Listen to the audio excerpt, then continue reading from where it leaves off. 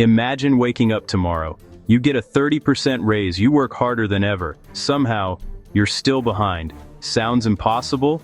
It happens. To people like you. Every day, millions live this. Here's the twist. It's not your salary. Not really.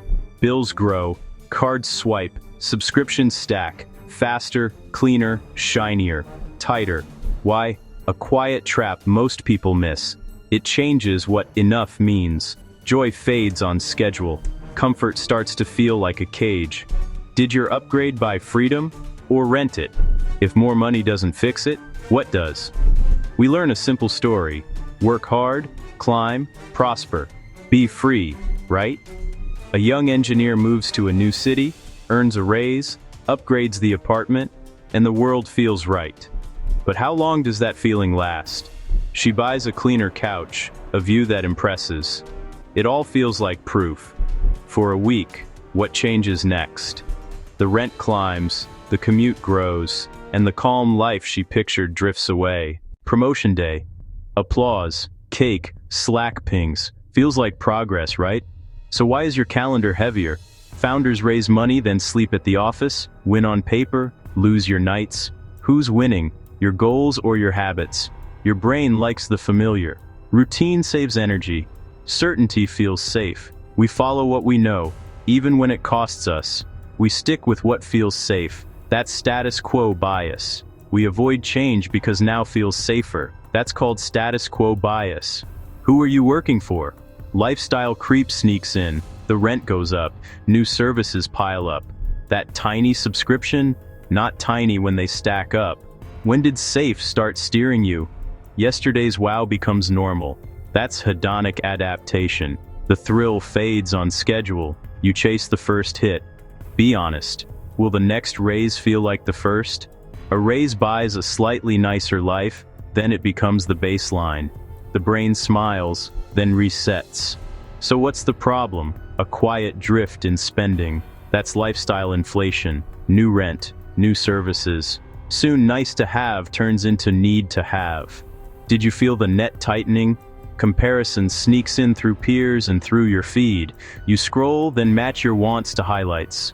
When did comparison become your compass? Joy fades. The new turns normal. Hedonic adaptation. The new becomes normal. Will another raise ever feel like the first? Subscriptions stack up without drama. Small charges build a quiet moat. Convenience turns into a lock. Losing hurts more than winning feels good. That's loss aversion. But is the real loss your hours? If survival mode built a pretty cage, are you decorating it? Is your routine costing you freedom?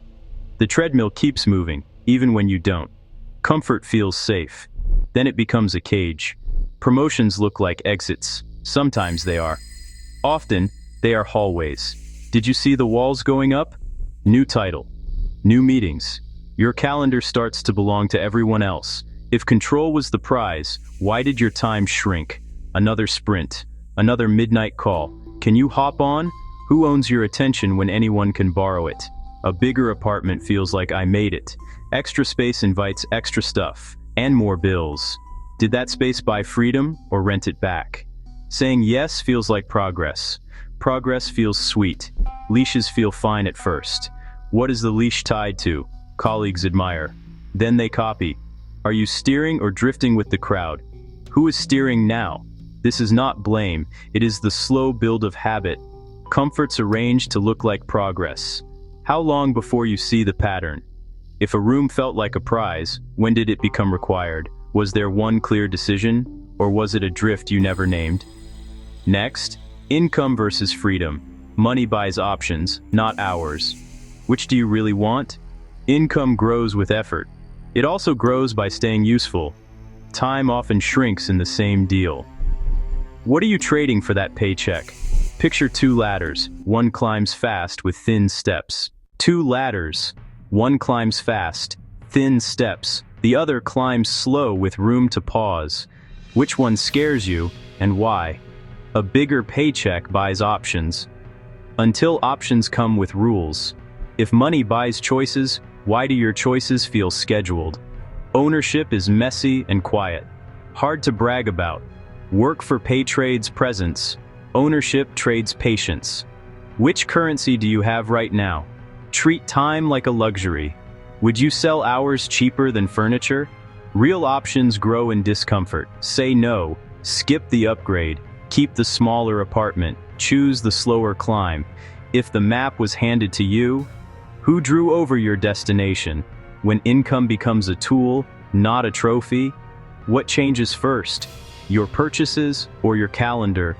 If tomorrow's freedom needs today's friction, how much can you handle? Start with one small refusal. Let silence compound, let applause expire. Buy time with choices, not just with money. See the difference now? Comfort calms. Then it closes.